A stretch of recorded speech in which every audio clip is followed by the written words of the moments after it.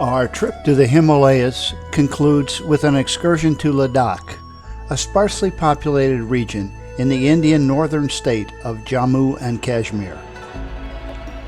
The state borders on Pakistan and China, and most of the population lives between 9,000 and 15,000 feet above sea level.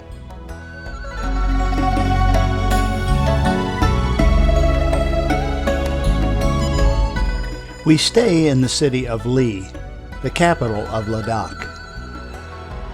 There are only 2 mountainous roads into Leh, and from November to May it is almost completely shut off from the outside world. At an elevation of almost 12,000 feet, Leh is a modern tourist town that melts into a crumbling old city of timber and mud bricks.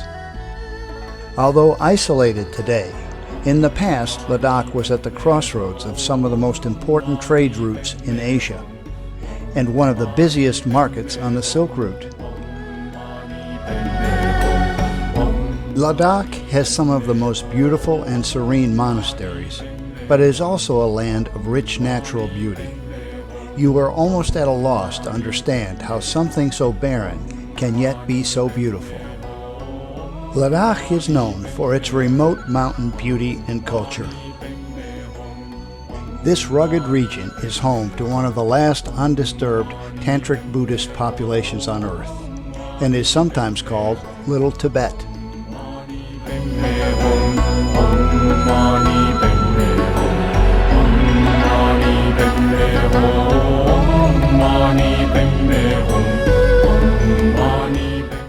Our hotel in Leh is the Spick and Span.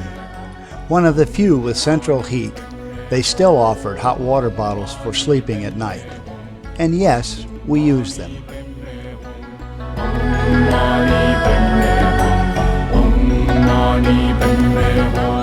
The Leh Palace overlooks the town and was constructed in the 17th century by King Namgyal. Going in the lower part. Our Ladakh and Sikh guides. Only in the summertime they were going at the upper floors. It was like summer is also quite strong over here, so they're going summer times over there. The palace comprises 9 stories. The upper stories were for the royal family. The building was abandoned in the 19th century, but it is now being restored. This hand gesture is to ward off evil. This library contains the sacred sutras, many of which contain the literal word of the historical Buddha. A picture of the local church leader and another representational Buddha.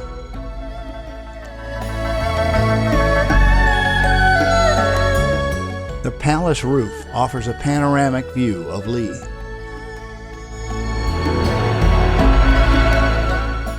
The Ladakh capital sprawls from the foot of the ruined palace. The old town is a compact area of mud brick houses and narrow lanes.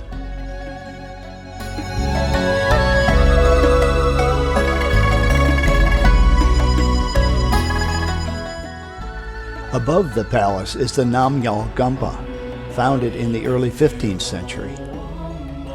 Remnants of the early fortification. This is backpacking to the extreme.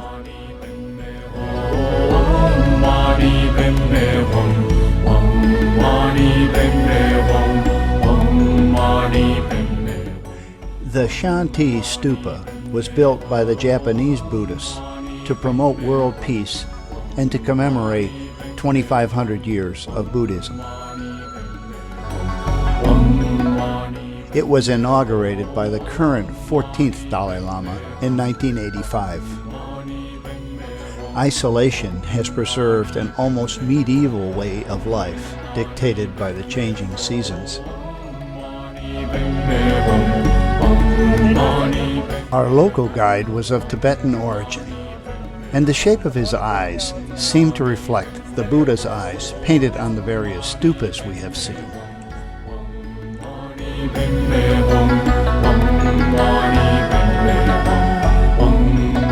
We visited the Sankar Gampa, or monastery, part of the Gelugpa or Yellow Hat sect, with a beautiful impression of the Buddhist deity with 1,000 arms and eyes, as well as 11 heads.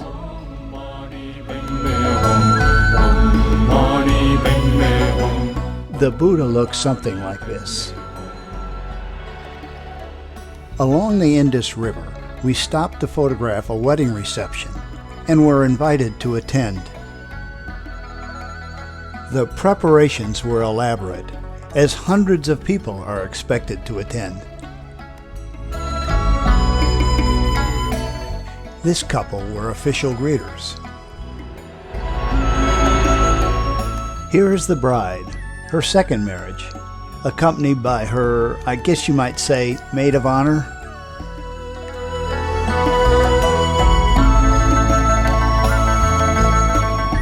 White bracelets on her wrists are hit together during the greeting. Perhaps you can notice this custom in the receiving line.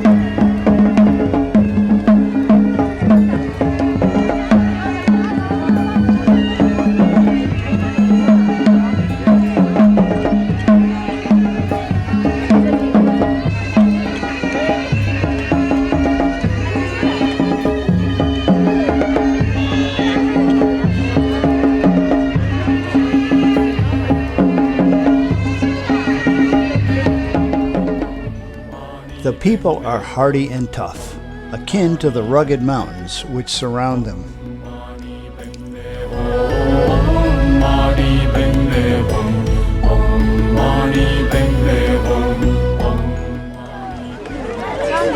Kids are just kids.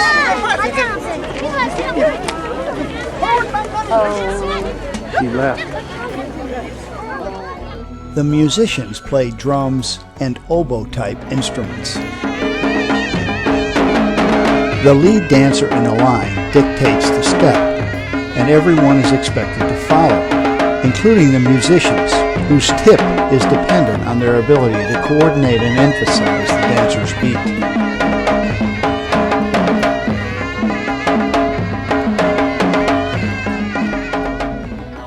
One of the presents they received was that Samsung washing machine.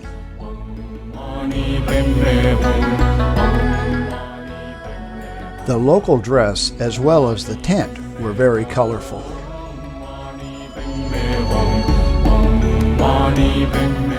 These affairs are known to go well into the night. South of Lee is the Hemis Monastery. Founded in the 17th century, it is tucked away among the rocks and poplar trees.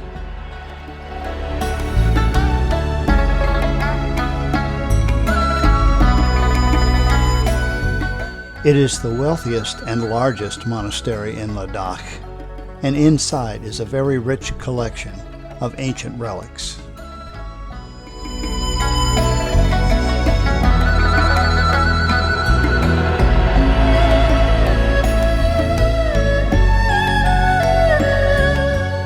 The monastery complex was built on a steep mountainside.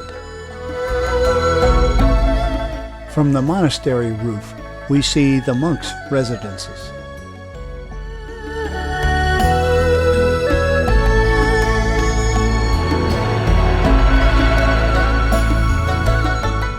There were several chortens, used as reliquaries or for the burial of distinguished religious personage. This region is a high-altitude desert, and its main source of water is the winter snowfall on the mountains and the melting glaciers. We are looking down on the Indus River Valley. The Indus is one of the most important rivers in Asia, and is sometimes referred to as the breadbasket of the India-Pakistan subcontinent. After a month, these guys look like they may be templed out.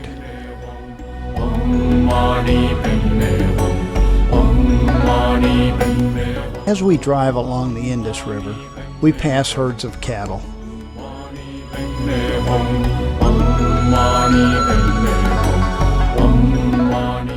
We also pass Tibetan asses.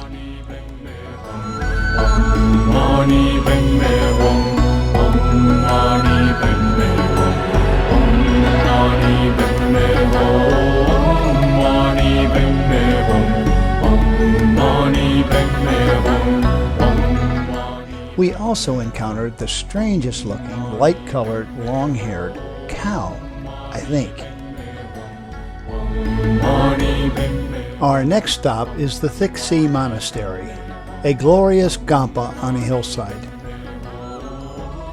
The 12-story monastery complex is imposing and is one of the finest examples of Ladakhi architecture.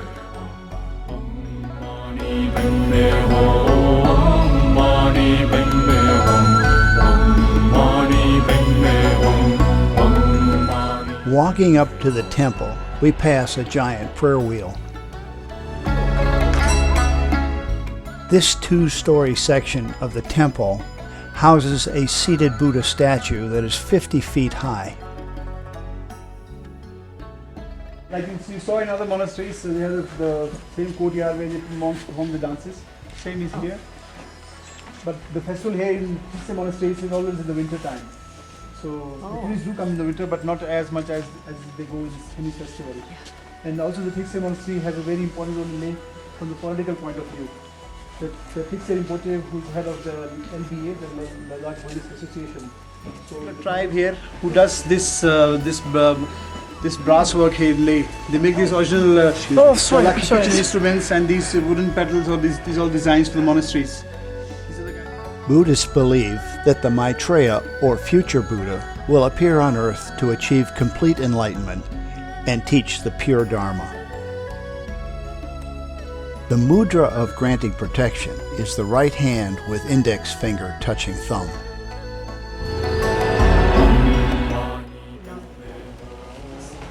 The 14th and current Dalai Lama. So this statue is the statue of Maitreya Buddha, the Buddha in the future, and it's almost approximately 30 years old. It was again done by one of the local artists here in the village. And the gentleman got the award from the Indian government, which is Padma Shri, in the area of art and crafts when somebody does something special. So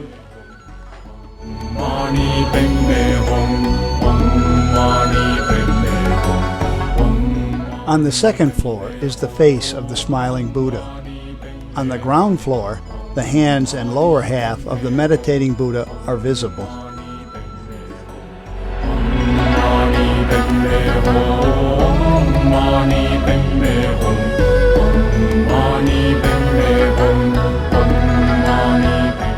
The interior of the typical Buddhist temple is filled with musical instruments, shrines, pictures of religious leaders, draperies, and other colorful paraphernalia, all with significance to their worship.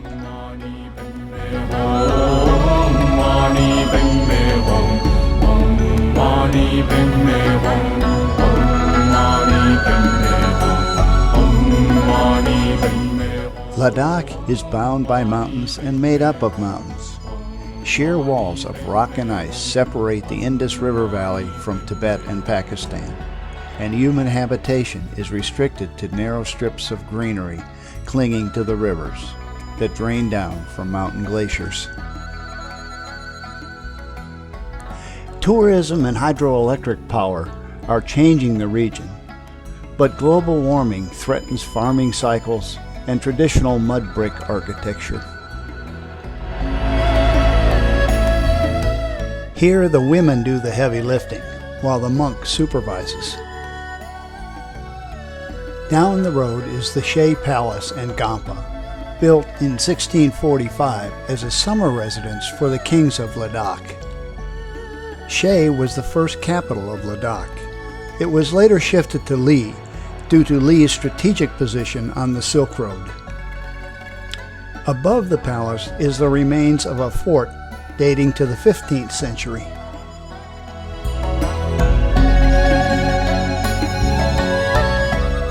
The Shea Gampa houses a 3-story high gilded copper statue of the Sakyamuni Buddha. Below the palace are hundreds of chortens. As the story goes, the king was known not to punish criminals and wrongdoers with imprisonment. He would make them build a certain number of chortens as chastisement. Thus, the criminal would absolve himself through a holy deed.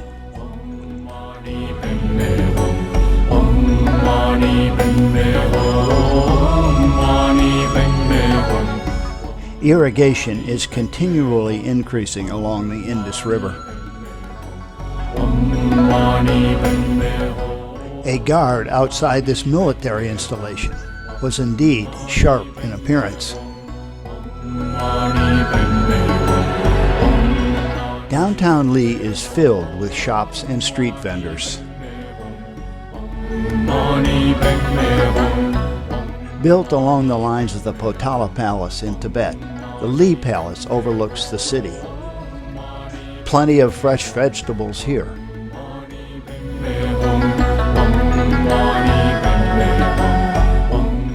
Although the majority of Ladakhis are Buddhist, there is a sizable Muslim population.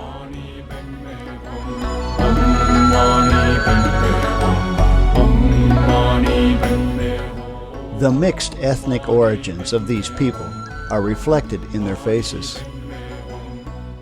Ladakh was only open to tourists in 1974.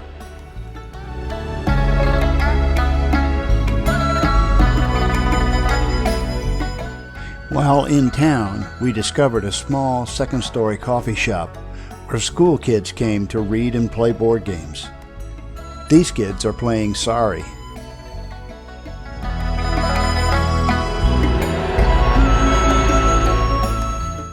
These ladies were from a village near the Chinese border. The principal language in Ladakh is the Tibetan dialect. Leh was one of the busiest markets on the Silk Route. During the 1920s and 30s, they received more than a dozen pony and camel trains daily. Leh was for centuries a trade center for fine pashmina wool, at one time literally worth its weight in gold.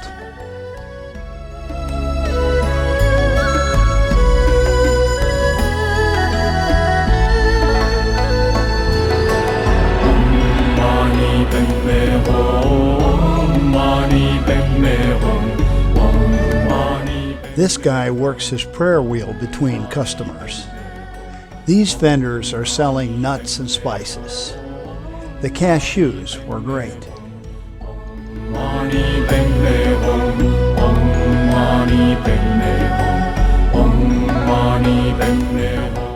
Driving to Kardungla Pass, the highest motorable road in the world, we pass army camps and maintenance crews.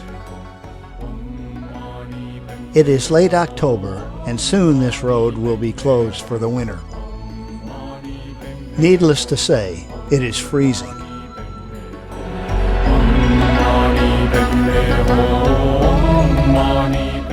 I hope that raven is not a bad omen.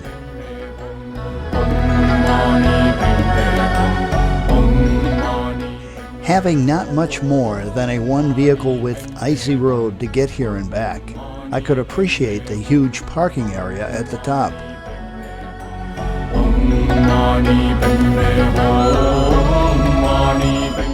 Even adults have fun in the snow.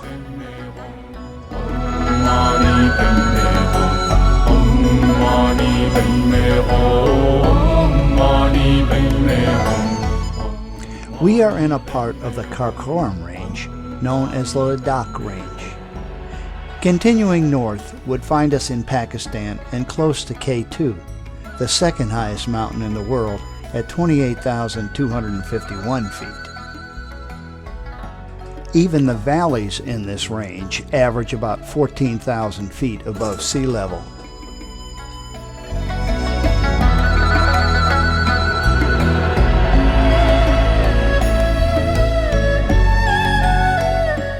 Ladakh has been a focal point of wars between India and Pakistan in the past, and is an active military zone even today.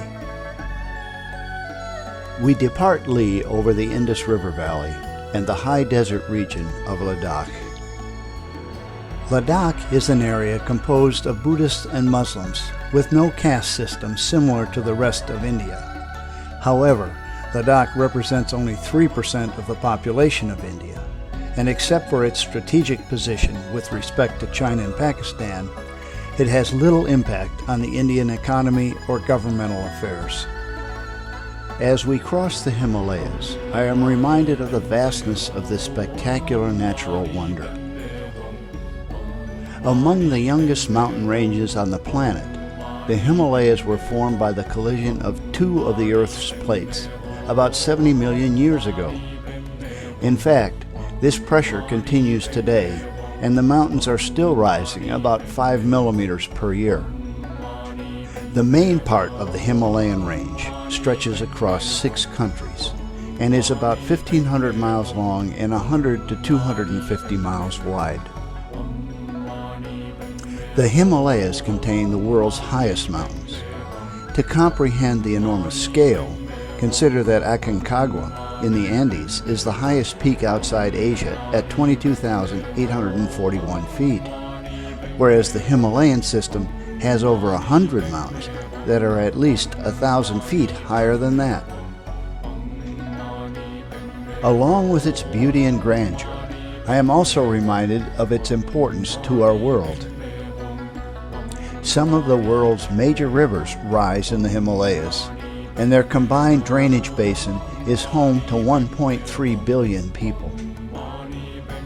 The Himalayas are a collage of nature's beauty. Snow-capped mountain peaks, beautiful valleys, glaciers, majestic rivers, deserts, as well as varied and rich vegetation. Nowhere in the world can you see such variation.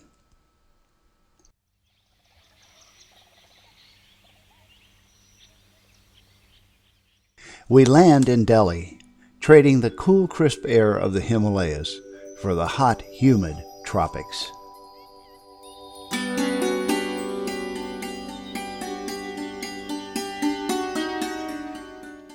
We drive through Delhi, passing many Indian call centers we have all used at one time or another.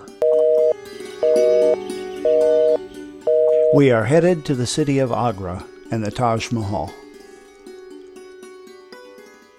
In a suburb of Agra, we stop at the tomb of Akbar the Great. The tomb was built in the early 17th century, and Akbar himself designed it and selected the site, as was the tradition. The buildings are constructed from a deep red sandstone, enriched with features of white marble. The tomb predates the Taj Mahal, but many of the architectural designs are found in both structures. The tomb, located in the basement, is adorned with black slate, as if it wasn't dark enough already.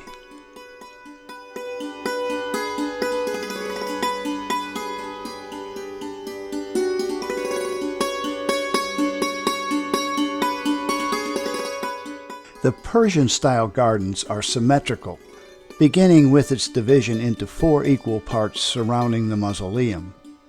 This style is also found in the Taj Mahal. Interestingly, it is designed to attract wildlife. And it does. Our next stop is the vaunted Taj Mahal, a mausoleum built by the Mughal Emperor Shah Jahan in memory of his favorite wife. The main gateway is a monumental structure built primarily of marble.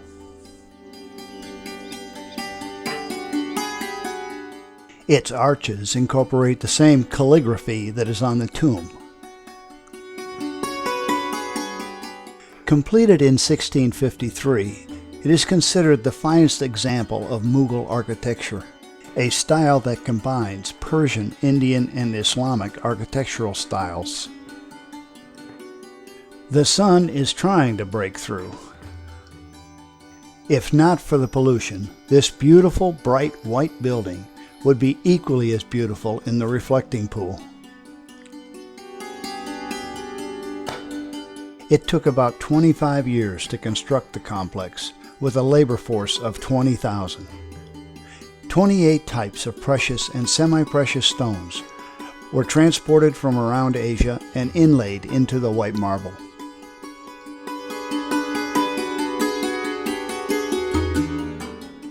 The marble dome over the tomb is the most spectacular feature. It is 35 meters high, about the same as the length of its base, and many of the exterior parts are designed to accentuate its height and shape. The minarets are constructed outside their base so that if they collapsed, they would fall away from the tomb. Some inlaid stones give a herringbone effect. The pollution has been turning the Taj yellow.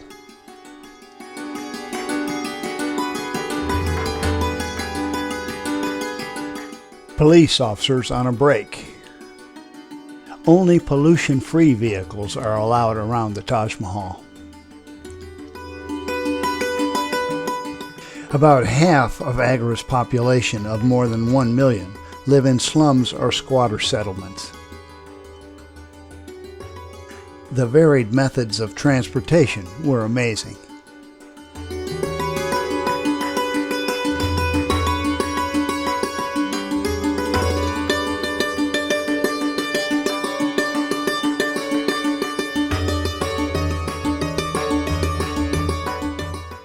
The streets were lined with shops and vendors, and filled with people and animals.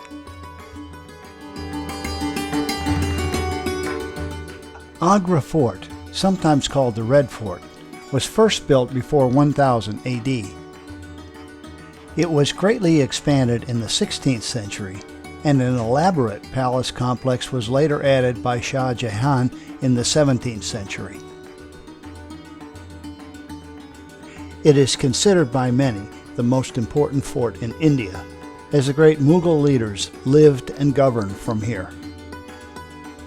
This walled palatial city once had over 500 buildings. The 70-foot-high wall around the fort extended 1.5 miles.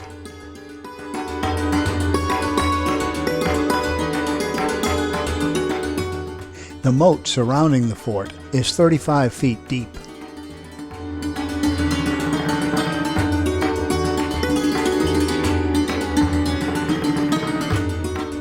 The Jehangiri Palace is perhaps the most noteworthy building. Built between 1565 and 1569, it is a stunning example of Mughal architecture. A splendid gateway leads to an interior courtyard, surrounded by a complex arrangement of rooms, halls, galleries, and verandas. Built in red sandstone, the interior courtyard has skillfully carved and heavily fashioned brackets, piers, and crossbeams. The multi-storied octagonal tower is made of marble and inlaid with precious stones. Shah Jahan spent the last 7 years of his life under house arrest by his son and could only view his beloved Taj Mahal across the river. Because of the pollution, we can't even see the river. Our group assembles at the Taj Mahal, built by Shah Jahan for his 2 favorite daughters. The interior rooms and grand halls are covered with profuse floral and animal carvings on stone. The Garden of Grapes, divided into compartments in intricate geometric patterns, was the principal square for the living area of the royal ladies. The current residents are a family of parrots. The colorful dress of the Indian women was eye-catching.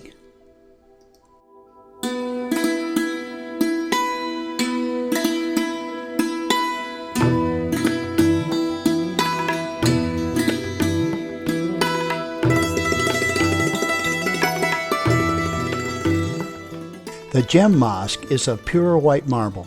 It was built in the mid-17th century and meant for the personal use of the emperor. The Hall of Public Audience was built by Shah Jahan. It was constructed of red sandstone and plastered with white shell plaster to resemble white marble. In the center is a raised ornamented chamber where the emperor addressed the people. This was evidently a great spot for local tourists to take family photos.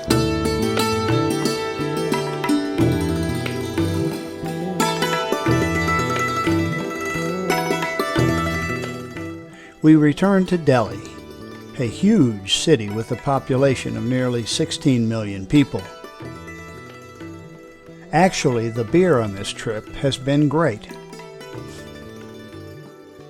Today, Delhi is billed as a major cultural, political, and commercial center of India. For the most part, however, what you see on the streets is more like Slumdog Millionaire. It was quite evident that they are an industrious and hard-working people, and they are also very friendly.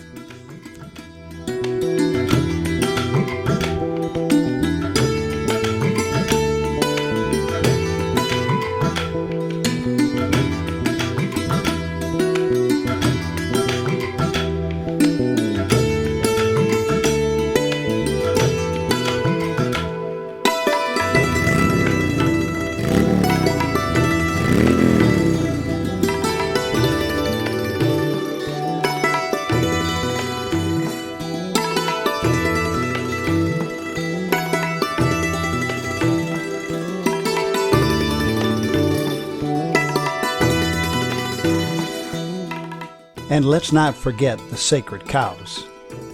We stopped briefly at the Baha'i House of Worship. Also known as the Lotus Temple, it is open to all regardless of religion. Their laws emphasize that it be a gathering place where people of all religions may worship God without denominational restrictions.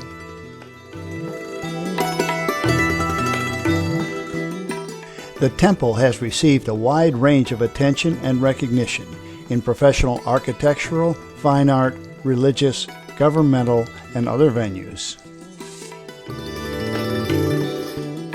The number of tourists each year surpasses the number visiting the Eiffel Tower or the Taj Mahal.